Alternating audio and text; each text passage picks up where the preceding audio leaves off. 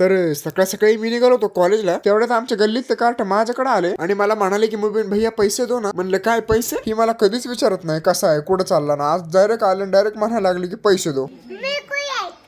किती चॅप्टर बघा, 1 रुपया म्हणली 2 बोट दाखवती. म्हणलं आयला ह्यांना फुकट पैसे द्यायला नाही परवड. मग त्यांना म्हणलं पप्पी द्यायला पडेल मग पैसे देऊंगा. मग काय भाऊ पैशासाठी दिले बा पप्पी ह्यांनी.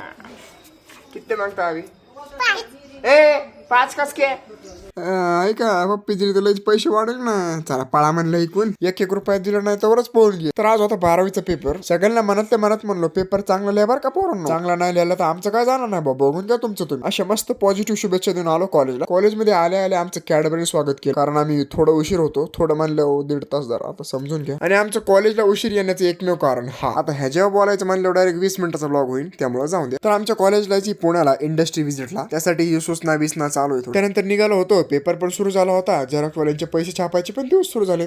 नुसता छापी तेव्हा गाडी निघाला होतो कॉपी द्यायला. म्हणलं बघून जा गाड्या लय कडक केलंय. जामखेड मध्ये लय बेकार कंडिशन चालू आहे. म्हणलं चला आपण चक्कर मारून येऊ. तिकडे गेलो नाही तर समोरून गाडी आली बाबा. आणि आमच्याकडे काही नव्हतं तरी पोलिसांना बघून आमची गाडी आपोआप. म्हणलं फुकाटचा मार खायचा नसेल तर चला भाऊ ऐकून कळते. तिकून आलो डायरेक्ट रस प्यायला पण रस्त्याचं दुकानच बंद होतं. त्याच्या आईला म्हणलं काय नशीब आहे. तिकून आलो आपल्या स्टँड वर भजे घ्यायला आणि ह्यांनी त्यांचा गाडा चोपसून काढला.